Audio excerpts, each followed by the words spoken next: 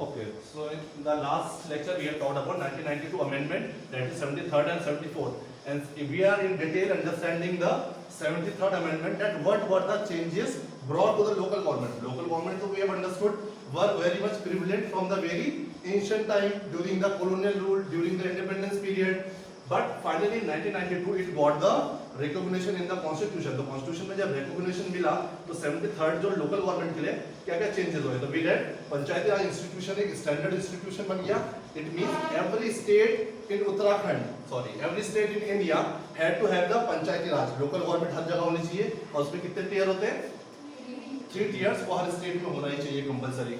Then we are taught elections में क्या क्या changes है, क्या क्या changes है, generally हर 5 years में होना चाहिए. अगर हम डिसॉल्व भी कर रहे हैं अपनी लोकल गवर्नमेंट तो विद इन कितने मंथ्स इलेक्शंस होने चाहिए, विद इन 6 मंथ्स इलेक्शंस होने चाहिए, कंपलसरी होने चाहिए. तो ऐसे हमने कुछ चेंजेस पढ़े जो स्टैंडर्ड मेथड बन गया जो फॉलो करना हर एक स्टेट को. Then we have taught about reservation for womens, for SC, for ST, for to become a sarpanch और अध्यक्ष, प्रेसिडेंट, जो भी हमें बनना है तो उसके लिए हम क्या क्या रिजर्वेशन दे रहे थे वो हमने कल पढ़ लिया. तो बेसिकली आज जो हमको पढ़ना है वो क्या है हमारा, ये वाला topic, transfer of subjects. When we talk about transfer of subjects, what do you understand as subjects? As you must have heard in class 10 or read in class 10, there are list जो state government के पास होती है, जो union government के पास होती है. पहले list कौन सी होती है, कुछ लिस्ट होती है सब्जेक्ट्स कि कौन सा काम कौन सी गवर्नमेंट करेगी. तो जो पहला होता है सेंट्रल गवर्नमेंट के पास उसको हम क्या बोलते हैं, यूनियन लिस्ट. यूनियन लिस्ट जो स्टेट्स के जो जॉब्स होते हैं, जो फंक्शन स्टेट के ऊपर होता है पावर की, वो कैसे एक्शंस लेगा, कैसे पॉलिसी मेकिंग करेगा अपनी, वो क्या होती है, कौन सी, स्टेट लिस्ट. अब क्या हो गया, 73rd अमेंडमेंट जो हमारा हुआ, यार 73rd अमेंडमेंट हुआ लोकल गवर्नमेंट में, कॉन्स्टिट्यूशन में इन 1992. इसमें क्या बोला गया, एक लिस्ट कौन सी होगी अब, लोकल गवर्नमेंट की. अब लोकल गवर्नमेंट के लिए कुछ अलग से सब्जेक्ट्स ऐड नहीं किए पहले, क्योंकि लोकल गवर्नमेंट किसके अंडर हुआ करता था, किसका सब्जेक्ट हुआ करता था, स्टेट का सब्जेक्ट हुआ करता था. इट मींस अगर उत्तराखंड स्टेट है तो it was over Uttarakhand state government की अपनी लोकल गवर्नमेंट को कैसे एस्टैब्लिश करे, क्या पावर्स उनको दे या ना दे. बट नाउ अब जो इस लिस्ट में कुछ ऑलरेडी फंक्शंस थे, वो फंक्शंस हमने किसको ट्रांसफर कर दिए, लोकल गवर्नमेंट को. क्यों, क्योंकि वो जो फंक्शंस थे वो किसकी इंपॉर्टेंस के थे, लोकल गवर्नमेंट. रोड मेकिंग हो गया, इलेक्ट्रिसिटी हो गया, एजुकेशन हो गया स्कूल लेवल पे, तो इन सब के ऊपर डिसीजन ज्यादा अच्छा कौन ले सकता है अपने एरिया के लिए, लोकल गवर्नमेंट. तो वही सब्जेक्ट जो स्टेट लिस्ट में कुछ सब्जेक्ट थे, मान लीजिए इनमें 100 सब्जेक्ट्स थे, उसमें से 29 सब्जेक्ट्स कुछ ऐसे थे जो किसकी इंपॉर्टेंस के थे, लोकल गवर्नमेंट की इंपॉर्टेंस के थे. वो हमने किसको ट्रांसफर कर दिए, लोकल गवर्नमेंट को. याद रखना आपके 1992 73rd अमेंडमेंट के अंडर. बट एक चीज हमें माइंड रखनी है, जो इसका मैं सोचता हूँ नेगेटिव पॉइंट भी है, बैकड्रॉप रहा है इस पूरी अमेंडमेंट का, कि जब स्टेट गवर्नमेंट को इनको सब्जेक्ट्स क्या करने थे, ट्रांसफर करने थे, तो सेंट्रल गवर्नमेंट ने या इस लॉ ने, जो 73rd अमेंडमेंट है, कॉन्स्टिट्यूशन ने इनको क्या राइट दिया कि स्टेट को इतनी राइट होगी कि वो देख सकता है कि लोकल गवर्नमेंट से कौन सी राइट्स देनी है. मतलब सेम राइट्स हर स्टेट नहीं दे सकता, it will depend on the state. हो सकता है महाराष्ट्र अगर ये स्टेट है तो देखेगा कि उसकी लोकल गवर्नमेंट की क्या रिक्वायरमेंट्स है, उसके अकॉर्डिंग ही वो सब्जेक्ट उसको देगा. अगर ये उत्तराखंड है तो उत्तराखंड गवर्नमेंट में देखा जाएगा कि लोकल जो हमारे विलेजेस हैं डिस्ट्रिक्ट लेवल तक, उनकी रिक्वायरमेंट्स क्या है, उनको कौन कौन से सब्जेक्ट ट्रांसफर करने हैं. इट मींस जो लिस्ट थी सब्जेक्ट्स की, वो एक कॉन्स्टिट्यूशन में लिख करके नहीं आई कि एग्जैक्टली यही जो फंक्शन है हमें ट्रांसफर करने हैं लोकल गवर्नमेंट को. इट मींस वो किसके ऊपर डिपेंडेंट रहेगा, ये थोड़ा सा स्टेट गवर्नमेंट के ऊपर डिपेंडेंट था कि वो कौन कौन से फंक्शंस अपनी गवर्नमेंट को देना चाहता है. And it will vary from state to state. ठीक है, हो सकता है उड़ीसा में अलग हो, तमिलनाडु में अलग हो, उत्तराखंड में अलग हो, महाराष्ट्र में अलग हो. तो अलग स्टेट्स में अलग टाइप की कुछ लिस्ट फंक्शंस, पर वो टोटल लिस्ट कितनी है, आउट ऑफ 29 स्टैंडर्ड फंक्शंस हैं जो स्टेट के पास है, वो किसको दिए जा सकते हैं, लोकल गवर्नमेंट को. बट जरूरी नहीं है कि 29 सब्जेक्ट्स वो स्टेट अपने लोकल गवर्नमेंट को दे, और वो किसके ऊपर डिपेंडेंट करेगा, स्टेट. तो ये थोड़ा सा बैकड्रॉप रहा है, ये मुझे नेगेटिव लगा है, जिसकी वजह से प्रॉपर पावर नहीं मिल पाई किसको, लोकल गवर्नमेंट को. जिस वजह से ये अमेंडमेंट हुआ था 73rd लोकल गवर्नमेंट को एम्पावर करने के लिए, ताकि उनमें एक यूनिफॉर्म सिस्टम तो चलने लगा कि इलेक्शंस टाइप के हो रहे हैं, रिजर्वेशन एक जैसा चल रहा है. ठीक है, और क्या पढ़ा था हमने, पंचायती राज इंस्टीट्यूशन एक जैसा है हर स्टेट में, बट इसके बेसिस पे डिफरेंस आ रहे हैं. कुछ लोकल पावर्स के पास हो सकता है इसमें से 10 फंक्शन हो, कुछ लोकल गवर्नमेंट के पास किसी स्टेट के हो सकता है 20 फंक्शंस हो, कोई ऐसी स्टेट हो जो अपनी कंट्री स्टेट लोकल गवर्नमेंट को 15 सब्जेक्ट्स थे. तो यहाँ पर वेरिएशंस आने लगा, क्योंकि वो किसके ऊपर पावर थी, स्टेट गवर्नमेंट पे. तो हम आगे पढ़ेंगे, तो तब मैंने अभी बता दिया ताकि आपको प्रॉब्लम ना हो. So now let's start it from your book and see what do understand by transfer of subjects. So 29 subjects which were earlier in the state list of subjects, state list हुआ करती थी जो 29 subjects है constitution में इसके अंदर, ठीक है? So are identified and listed in the 11th schedule of the constitution. These are the small things, 1 marks में question के एग्जाम आ सकता है. These 29 subjects, these are mentioned in which schedule of the constitution? तो कौन से schedule में? 11, ठीक है? So these subjects are to be transferred to the Panchayati Raj institution. इससे बोला गया ये सब्जेक्ट्स हमें किससे ट्रांसफर करने? पंचायती राज इंस्टीट्यूशन मींस लोकल गवर्नमेंट को ट्रांसफर करने हर स्टेट को. These subjects were mostly linked. और ये जो 29 सब्जेक्ट्स को हमने सिलेक्ट किया था स्टेट लिस्ट से जो हम लोकल को, वो क्या थे basically? Those were the subjects mostly linked to the development and welfare function of the local level. It means these functions are totally relevant and significant for the local areas. ऐसा नहीं है कि कुछ ऐसा फंक्शन दे दिया जिससे local government का लेना देना ही नहीं है. लोकल गवर्नमेंट के लेवल पे, विलेज लेवल पे, डिस्ट्रिक्ट लेवल पे जो डेवलपमेंट करने के लिए डिसीजन मेकिंग करनी पड़ेगी लोकल गवर्नमेंट को, ऐसी ही चीजों को, ऐसे ही फंक्शंस को हमने लोकल गवर्नमेंट को देने का प्लान किया, ठीक है, जो डेवलपमेंट और वेलफेयर से रिलेटेड हो लोकल लेवल पे. The actual transfer of these functions, now this line is important, but the actual transfer of these functions depends upon the state legislation. जो मैंने समझाया, the actual transfer, जो transfer होने थे functions local government को, वो किसके ऊपर डिपेंड करेगा? अपॉन द मतलब मैंने यहाँ पे चौक रख दिया local government, upon the state government के ऊपर डिपेंड करेगा कि वो कौन कौन से फंक्शंस लोकल गवर्नमेंट को दे रहे हैं. टोटल कितने फंक्शन है? 29. और वो डिपेंड करेगा कौन से स्टेट में और उसकी क्या रेलेवेंस है, वो किसको पावर देना चाह रहा है या नहीं देना चाह रहा है, उसके अकॉर्डिंग 29 में से अलग अलग तभी लिखा हुआ है वो किसके पास पावर है. स्टेट लेजिस्लेशन मतलब स्टेट गवर्नमेंट की बात होगी, ठीक है. Each state decides how many of these 29 subjects would be transferred to the local body. Is it clear now? Clearly लिखा हुआ है simple language में. It will depend only on the state. And this is exactly the content taken from the constitution, जिससे बता रहे हैं कौन से आर्टिकल के अंदर ये जो हम ट्रांसफर ऑफ सब्जेक्ट्स की बात कर रहे हैं 11th शेड्यूल है, बट आर्टिकल कौन सा है? 243, याद रखना चाहिए. 243 आर्टिकल है, 11th शेड्यूल है ऑफ द कॉन्स्टिट्यूशन, जिसमें किसकी बात हो रही है? Transfer of subjects from state list to the local government, to the Panchayati Raj. And these are the subjects 28 दिए हुए. अब देख लो, अब ये ऐसे सब्जेक्ट्स गवर्नमेंट ने या कॉन्स्टिट्यूशन ने अलग किए थे जो किसकी इंपॉर्टेंस के हैं? लोकल गवर्नमेंट की. अगर मैं इस लोकल गवर्नमेंट को रन कर रहा हूं, अगर मैं यहाँ पे प्रेसिडेंट हूं, तो मुझे कैसे कैसे पावर्स की रिक्वायरमेंट पड़ेगी कि I am not dependent on any higher authority, state government, central government या डिस्ट्रिक्ट लेवल पे भी मुझे ना जाना पड़े. एज अ लोकल अगर मैं यहाँ पे पंचायत चला रहा हूँ तो मुझे ये पावर्स होनी चाहिए.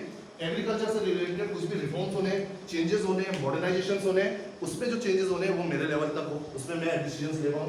तो इसीलिए ये सब्जेक्ट इसके अंदर आ गया. रिलेटेड टू इरिगेशन की मेरे एरिया में प्रॉब्लम है, यहाँ पे वाटर पंप्स बनने हैं, इरिगेशन की फैसिलिटीज आनी है और ट्यूबवेल बनने हैं, वो पावर किसके पास हो? मेरे पास हो. मुझे ऊपर से अथॉरिटी से परमिशन ना लेनी पड़े, ठीक है. स्मॉल स्केल इंडस्ट्रीज, यहाँ पे छोटी मोटी इंडस्ट्रीज खोल पाऊँ मैं. रूरल हाउसिंग, यहाँ पे जिन्हें हाउसिंग की प्रॉब्लम है वो बना पाऊँ. ड्रिंकिंग वाटर अवेलेबल करा पाऊँ इस एरिया में. रोड्स अच्छी हो पाए.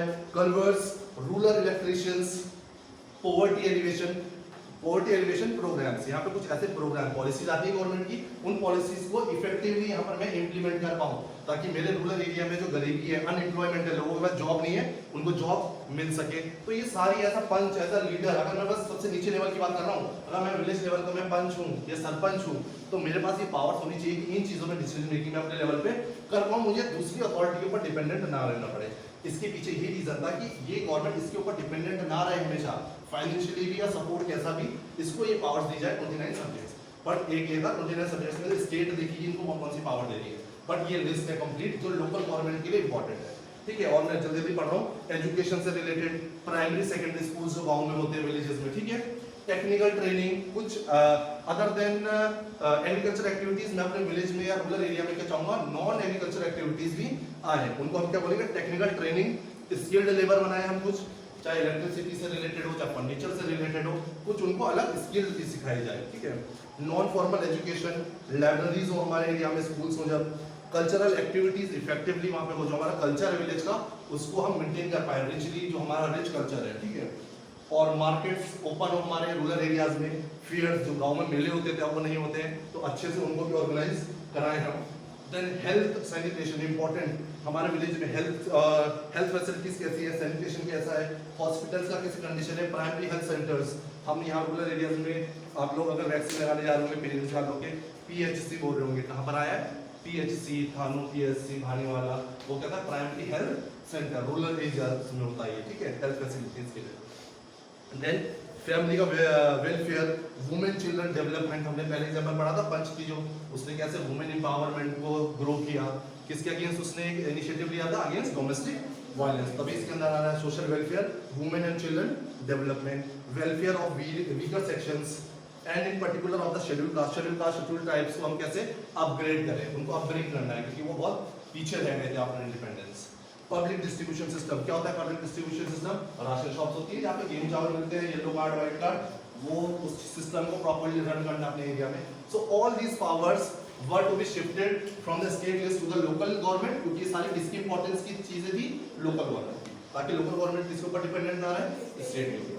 तो ये तो इसमें से कम आपको 10-15 तो एग्जैक्टली याद होना चाहिए। याद है कि mention any of the functions which were transferred from the state list to the local governments in the period of 1992 according to 73rd amendment. So you should know some of these important things. Okay. Now तो हमने ये चीजें important पढ़ ली। अब इसमें एक चीज अलग आ रही है, वो क्या है? Provision of 73rd amendment were not made applicable to the areas inhabited by the Adivasi population in many states in India. Now in many states in India there are a population of certain amount of population of आदिवासी रहते हैं, सारी states में नहीं रहते हैं, but most of the states in India Adivasi population है, तो उनके ऊपर ये इंप्लीमेंट नहीं हो रही थी।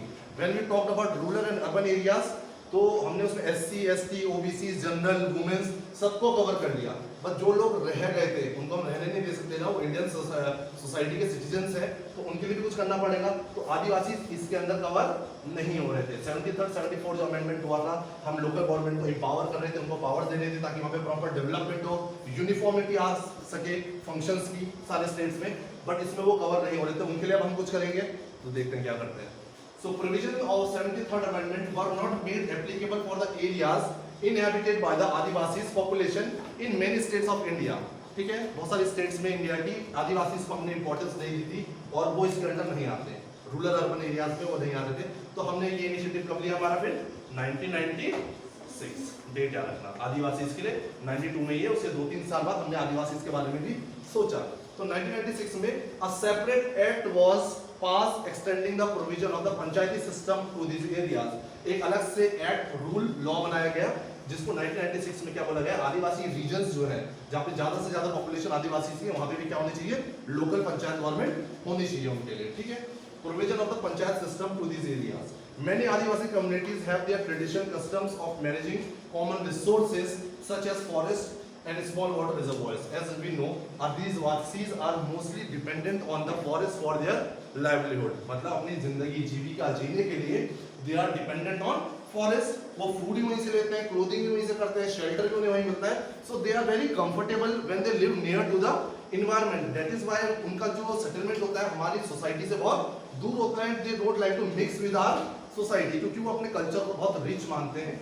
और they also worship plants, reverse, पढ़ा है ना हम लोग ने, पूजा करते हैं वो इन चीज़ों की, क्योंकि इनको क्या मानते हैं, वो भगवान मानते हैं। बिकॉज अगर वो जिंदा है तो किसकी वजह से, फॉरेस्ट की वजह से। फॉरेस्ट में जो भी उन्हें एलिमेंट्स मिलते हैं, बहुत तरीके के ट्रीज होते हैं, ठीक है, वाटर होते हैं, रिवर्स होते हैं, तो उनकी वो क्या करते हैं, पूजा करते हैं अलग अलग। तो उनकी ट्रेडिशंस बहुत, कल्चर बहुत रिच है, तो वो उसको प्रोटेक्ट करना चाहते हैं, इसीलिए हमारी सोसाइटी से क्या रखते हैं, थोड़ा डिस्टेंस बना के रखते हैं। बट अब यहाँ पे देखिए अपने लेवल पे भी अपना डेवलपमेंट कर रहे थे आदिवासी। कैसे कर रहे थे, many Adivasi communities have their traditional customs of managing. वो खुद अपने रिसोर्सेज को मैनेज करते थे अपने एरिया में, such as forest, small water reservoirs, etc.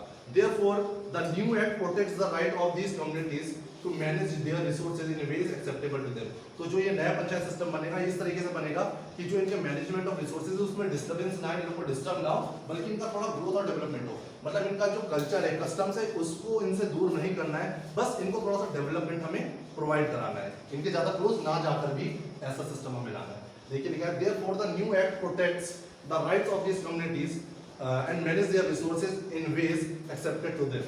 For this purpose, many powers are given to the Gram Sabhas of the areas. Elected village panchayats have to get the consent of the Gram Sabhas in many respects. तो यहाँ पर भी ग्राम सभा इन लोगों की बनने लगी ताकि यहाँ पर भी डेवलपमेंट हो सके। The idea behind this act is that local traditions of self-government should be protected while introducing modern elected bodies. जो उनका पुराना रूरल सिस्टम था, उनका एंशिएंट कल्चर में जो सिस्टम था, वो जिस तरीके से अपने रिसोर्सेज को मैनेज करते थे, वो तो रहेगा ही, पर उसके साथ साथ एक मॉडर्न सिस्टम हमने उनको और दे दिया, वो क्या था, ग्राम सभा और ग्राम पंचायत वाला। ठीक है, this is only consistent with the spirit of diversity and decentralisation, क्योंकि हम कौन सा प्रोसेस चला रहे हैं इंडिया में इस टाइम पे, decentralisation of powers, central, state and local bodies. Local bodies के भी नीचे कौन सा आ गया हमारे, adivasi sections of the society, तो उसको भी हमने थोड़ी सी पावर्स डिस्ट्रीब्यूट किए ताकि उनका भी डेवलपमेंट अपने लेवल पे हो पाए। ठीक है, तो ज्यादा नहीं था आदिवासी का, ये याद रखना, यहाँ पे भी ग्राम पंचायत बनाई गई। अब नेक्स्ट पार्ट जब हम पढ़ रहे हैं हमारा 73rd जो हम अमेंडमेंट पढ़ रहे हैं, नेक्स्ट पार्ट इसमें आ रहा है हमारा इलेक्शन, स्टेट इलेक्शन कमिश्नर। तो अब क्या होता है, जब हम बोल रहे हैं रूरल एरियाज में हमने इलेक्शंस कराने, इलेक्शंस के बारे में हमने यहाँ पे पढ़ लिया डिटेल में, रिजर्वेशंस के बारे में पढ़ लिया, तो इलेक्शंस जो होने हैं वो किसके अंडर होंगे, फ्री एंड फेयर, क्योंकि हम डेमोक्रेटिक कंट्री में रह रहे हैं, कॉन्स्टिट्यूशन के अकॉर्डिंग चेंजेस आए, तो ऐसा तो नहीं हो सकता ना कि विलेज के पीपल के ऊपर ही हम छोड़ दें कि जैसे इलेक्शन कराना है करा लो, तो एक स्टैंडर्ड प्रैक्टिस हमें फॉलो करनी है। तो वो स्टैंडर्ड प्रैक्टिस की जो इलेक्शन हुए हैं वो free and fair and true results हैं, उसमें कोई फ्रॉड, उसमें कोई चीटिंग नहीं हुई है, उस चीज को कंफर्म करने के लिए हम क्या करेंगे, यहाँ पर एक अथॉरिटी लेके आएंगे। वो अथॉरिटी कौन सी है, स्टेट इलेक्शन कमिश्नर्स, एक ये इंडिपेंडेंट बॉडी होती है। ठीक है, the state government is required to appoint a state, और ये रिस्पॉन्सिबिलिटी किसकी है, स्टेट की रिस्पॉन्सिबिलिटी है कि एक एज अ कमिश्नर को अपॉइंट करे जो यहाँ पे इलेक्शंस करवाएगा एट द लोकल लेवल, पंचायती राज में। So the state government is required to appoint a state election commissioner who would be responsible for conducting elections at the Panchayati Raj institution। But याद करने वाली ये चीज रखना कि लोकल लेवल पे अगर इलेक्शंस हो रहे हैं तो इसका मतलब ये नहीं है कि इलेक्शन कमिश्नर लोकल एरिया का है, उसको कौन अपॉइंट करेगा, स्टेट गवर्नमेंट अपॉइंट करेगी कि you will be the incharge और you will be the commissioner to conduct the election in the this local region, ये वाले डिस्ट्रिक्ट में, अलग डिस्ट्रिक्ट में भी हो सकते हैं। ठीक है, Earlier this task was performed by the state administration। पहले ये वाला टास्क जो इलेक्शंस होते थे रूरल एरिया में, विलेज में, वो कौन कराता था, स्टेट गवर्नमेंट अपने हिसाब से कोई भी एडमिनिस्ट्रेशन या कोई भी एक बॉडी बना के भेज देते थे और अपना, क्योंकि तब फ्री एंड फेयर इलेक्शंस होते नहीं थे। इनफैक्ट बहुत सारी स्टेट्स को लगता था डायरेक्ट इलेक्शंस होने की जरूरत भी नहीं है, वो डायरेक्टली अपॉइंट कर देते थे अपने स्टेट की किसी ऑफिसर को कि जो डेवलपमेंट का वर्क देखेगा किसी विलेज में या किसी डिस्ट्रिक्ट में। बट अब क्या हो गया, एक पर्टिकुलर बॉडी होगी, वो उस बॉडी का नाम क्या, इलेक्शन स्टेट कमिश्नर। पहले वो ये वाला टास्क परफॉर्म कर देता था कोई भी स्टेट का administration which was under the control of the state government, पर वो जो स्टेट जो आता था यहाँ पे इलेक्शन कराने, वो किसके अंडर होता था, पहले under the control of state government. अब यहाँ पे एक चीज याद रखना, स्टेट इलेक्शन कमिश्नर को अपॉइंट तो कर रहे हैं but he will not work under the rules and regulation of the state government. ये कैसा होता है, इंडिपेंडेंट बॉडी होती है, ना ही इसका इंडियन इलेक्शन कमीशन से कुछ रिलेशन है, ना इसका स्टेट गवर्नमेंट से कोई रिलेशन है, ना इसका सेंट्रल गवर्नमेंट से कोई रिलेशन है। ये जो पर्सन कमिश्नर बनता है ये कैसा होता है, इंडिपेंडेंट नेचर का होता है, तभी तो हमारा इलेक्शन कैसा हो पाएगा, फ्री एंड फेयर। इसको कोई डोमिनेट नहीं कर सकता, ये किसी पॉलिटिकल पार्टी से कनेक्टेड नहीं है, किसी गवर्नमेंट से कनेक्टेड नहीं है, इसके ऊपर कोई अथॉरिटी भी नहीं है इसकी एक्शंस को चेक करने के लिए, तो ये अपनी विल के according free and fair election करा सकता है। ठीक है, सो now the officer of the state election commissioner is autonomous like the election commissioner of India। इसके पास भी ऐसी पावर होती है जैसे election commission of India. Election commission of India का वर्क करता है जब कौन से लेवल पे हमारे इलेक्शंस होते हैं, at the central level election commission of India होता है। ये कौन सा है, स्टेट इलेक्शन कमिश्नर, ये स्टेट लेवल का जो अपॉइंट हो रहा है for the local government, but इसकी भी पावर सेम होती है जैसे स्टेट कमिश्नर ऑफ इंडिया होता है, सॉरी सेंट्रल गवर्नमेंट की जब हमारे इलेक्शंस होते हैं तो उसके लिए जो एक बनता है election commissioner of India, same power इसकी भी है। How the state election commissioner is an independent officer, however the state election commissioner is an independent officer and is not linked, जो मैंने आप बता दिया है इंडिपेंडेंट है और उसका लिंक किसी से नहीं है, ना किसी ऑफिसर से, ना वो किसी के कंट्रोल में है और ना ही उसका कुछ रिलेशन है इलेक्शन कमीशन ऑफ इंडिया से। क्योंकि हम सोच सकते हैं कि जो सबसे बड़ी अथॉरिटी कौन सी पूरे इंडिया में, इलेक्शन कमीशन ऑफ इंडिया, जो लोकसभा के इलेक्शन जनरेट कराती है, कंडक्ट करवाती है, तो हमें लग रहा होगा कि जो स्टेट का कमिश्नर बन रहा है वो उसके अंडर आता होगा, बट ऐसा नहीं है, वो ये इंडिपेंडेंट बॉडी है, इसका उससे लेना कुछ भी नहीं है। फिर एक चीज इंपॉर्टेंट बॉडी एक और आती है हमारी, ये सब किसके अंडर आ रहा है, 73 में जो चेंजेस हुए हैं हम पढ़ रहे हैं, स्टेट इलेक्शन कमिश्नर भी बन गया, हमने आदिवासी को भी यहाँ पे इंपॉर्टेंस दे दी, उनके लिए भी ग्राम सभा बना दी, हमने इलेक्शंस का एक स्टैंडर्ड प्रोसीजर ला दिया, पंचायती राज इंस्टीट्यूशन 3 टियर में होना चाहिए, ये यूनिफॉर्म कर दिया हर स्टेट में, हमने रिजर्वेशंस की बात कर ली, स्टैंडर्ड वो प्रैक्टिस हर स्टेट में सेम अप्लाई होगा। देन वी हैव टॉक सब चेंज सब्जेक्ट्स की जो बात की हमने वो भी हर जगह सेम होगा फॉलो, बट वो डिपेंड करेगा स्टेट के ऊपर वो कितने सब्जेक्ट अपने स्टेट को देता है, बस एक यही चीज है। ठीक है, फिर एक नई बॉडी और हमने इंस्टॉल की for the proper functioning of the local government, वो क्या है, स्टेट फाइनेंस कमीशन। फाइनेंस तो सबसे इंपॉर्टेंट है, when we talk of the development, तो सबसे पहली चीज क्या हम अपने पॉकेट देखनी पड़ेगी ना, आप घूमने जा रहे हैं, आपको चीजें परचेज करनी है, सबसे पहले क्या देखोगे, आपके पास पैसा कितना है? In the same way we are talking about the growth development planning of the local regions, but उसके लिए हमें देखना पड़ेगा हमारा पैसा कहाँ से आएगा। मैं तो बड़ी बड़ी बातें कर दूंगा अपना लोकल एरिया में इलेक्शन के टाइम पे, बट मुझे ये भी तो देखना है कि वो मुझे फाइनेंशियल सपोर्ट मुझे कहाँ से मिलेगा, उतना पैसा आ भी पाएगा जितनी मैं बातें कर रहा हूँ। तो उसके लिए कौन होती है? State finance commission. अब ये कैसी बॉडी है? कॉमन बॉडी है जो अपने एरिया में सारे जितने भी रूरल एरियाज आते हैं उनका क्या करेगा? मॉनिटरिंग करेगा कि किस विलेज में क्या रिक्वायरमेंट्स है। ऐसा नहीं है कि सरपंच ने जो बोल दिया पैसा दे दिया, वो जाकर के खुद मॉनिटरिंग करेंगे एंड वो देखेंगे यहाँ पे रोड्स की प्रॉब्लम है, स्कूल की प्रॉब्लम है, हेल्थ फैसिलिटी, हॉस्पिटल्स, ठीक है, इलेक्ट्रिसिटी की प्रॉब्लम है, यहाँ पे कोई वाटर का पंप बनना है या ट्यूबवेल बनना है, तो हमारी जो बेसिक नेसेसिटीज के लिए जो भी जरूरतें होती हैं वो आगे खुद मॉनिटर करेगा। मॉनिटर करने के बाद अकॉर्डिंगली वो हमें क्या करेगा? फाइनेंस प्रोवाइड करेगा। तो ये इसका वर्क होता है, ठीक है। तो state finance commission, the state government is also required to appoint a state, ये भी किसके अंडर आता है? ये भी कौन अथॉरिटी? स्टेट गवर्नमेंट ही अपॉइंट करती है। बस स्टेट का ये भी काम खत्म हो जाता है जब वो अपॉइंट कर देती है, ठीक है, उसके ऊपर और कुछ नहीं। State government is also required to appoint a state finance commission once in 5 year, हर 5 साल के लिए होता है, हर 5 साल बाद फिर चेंज हो जाएगा।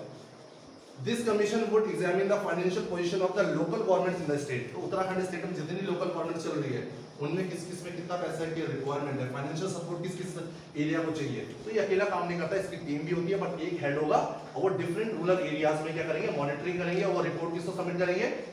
स्टेट फाइनेंस कमीशन को। फिर यहाँ से अलॉटमेंट ऑफ फंड्स होगा to the various rural areas in our state. ये एक स्टेट का होता है, ऐसे ही सब स्टेट में होगा ऐसा एक हेड, ठीक है।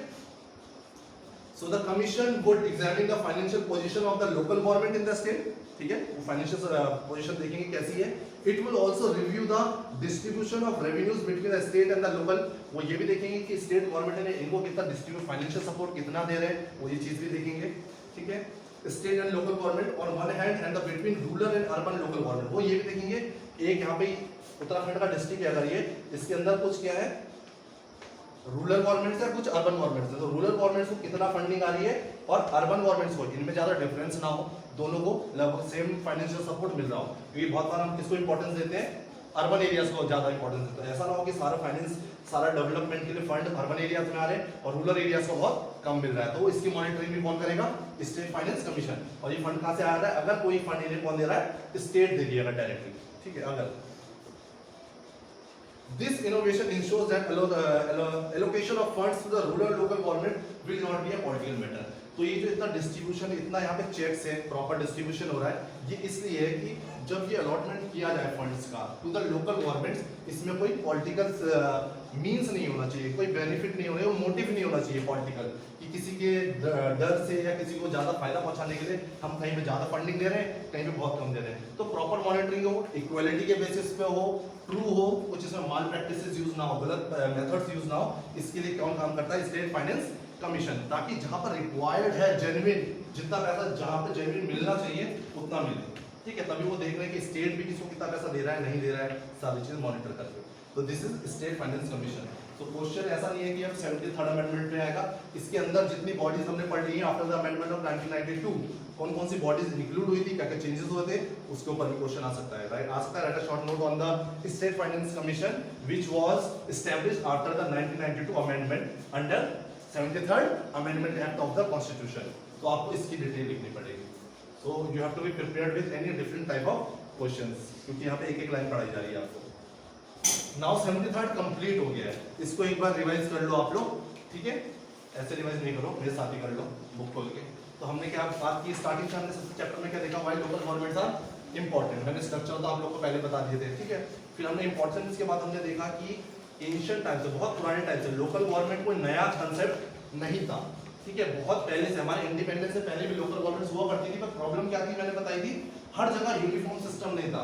किसी स्टेट में अलग टाइप की लोकल गवर्नमेंट थी, कहीं थी ही नहीं, कहीं स्टेट की अपनी मर्जी चलती थी, तो यूनिफॉर्म सिस्टम नहीं था, जिसकी वजह से जो लोकल गवर्नमेंट्स हैं वो ग्रो नहीं हो पा रहे थे। और हमने बोला था, महात्मा गांधी भी इस डेवलपमेंट मॉडल को सपोर्ट करते थे कि अगर हमें अपनी कंट्री को डेवलप्ड बनाना है तो उसके लिए क्या होना चाहिए? बेस स्ट्रॉन्ग करना चाहिए। अगर हमारी कोई हमें बिल्डिंग बनानी है तो बिल्डिंग को बनाने के लिए टॉप वाला पार्ट स्ट्रॉन्ग होना चाहिए, बॉटम वाला बॉटम। तो बॉटम में अगर हम लोअर स्ट्राटा ऑफ सोसाइटी देखेंगे, लो स्ट्राटा ऑफ सोसाइटी, उसमें सब क्या आते हैं? हमारे विलेजेस और डिस्ट्रिक्ट्स। तो सबसे इंपॉर्टेंट है कि हमें ग्रोथ डेवलपमेंट कहां तक पहुंचाना है?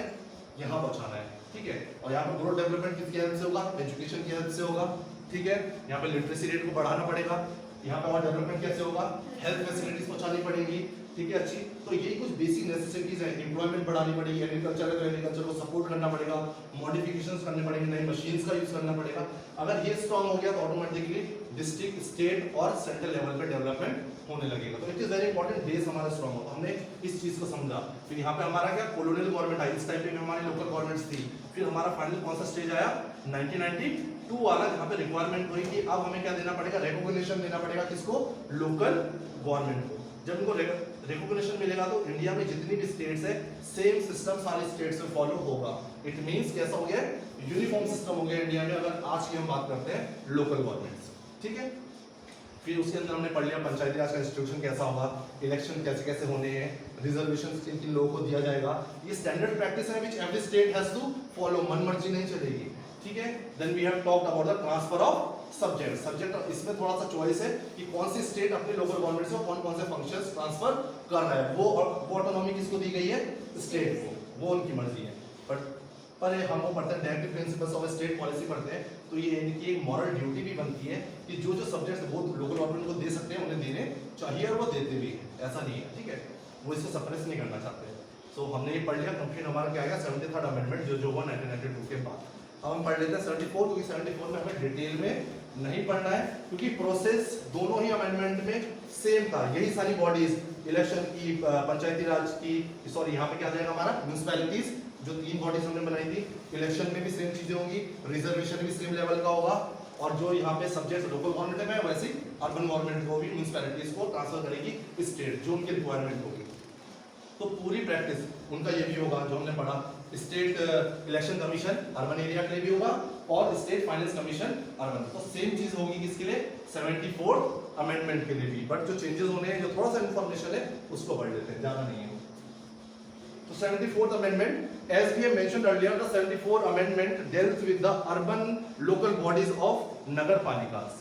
तो जब 74 का मतलब ही क्या है, हमारा अर्बन गवर्नमेंट का मतलब ही क्या होता है, म्युनिसिपैलिटीज या नगर पालिकास। ये भी मैंने कितने लेवल में बताई थी, 3 लेवल्स की होती है। जो बड़े टाउन्स होते हैं उसका नाम अलग होता है, जो बीच में टाउन्स होते हैं, जो रूरल से अर्बन बन रहे होते हैं, उनका नाम अलग होता है, और जो बिल्कुल रूरल एरिया के बहुत क्लोज बॉर्डर्स में होते हैं अर्बन एरियाज, उनका नाम अलग होता है। तो what is an urban area, यहाँ पे क्वेश्चन पूछा what is an urban area. So it is very easy to identify a big city. Big city तो आराम से बता दोगे, लाइक मुंबई, दिल्ली, ठीक है। But it is not easy to say that about some very small urban areas that are somewhere between a village and a town। बस कुछ area जो विलेज और टाउन के बीच ही होते हैं, उसको आप क्लियरली नहीं बोल सकते कि अर्बन एरिया है या रूरल एरिया है, क्योंकि वहाँ पे आप एग्रीकल्चर एक्टिविटीज भी देखोगे, आप वहाँ पर सेकेंडरी एक्टिविटीज भी देखोगे, इंडस्ट्रियल एक्टिविटीज भी देखोगे, प्रोडक्शन भी हो रहे हैं, एग्रीकल्चर एक्टिविटीज भी, तो थोड़ा सा कंफ्यूज हो जाते हैं। तो इस कंफ्यूजन को दूर करने के लिए एक पर्टिकुलर स्टैंडर्ड दिया हुआ है, कैसे पता कर सकते हैं कि अर्बन एरिया या रूरल एरिया है।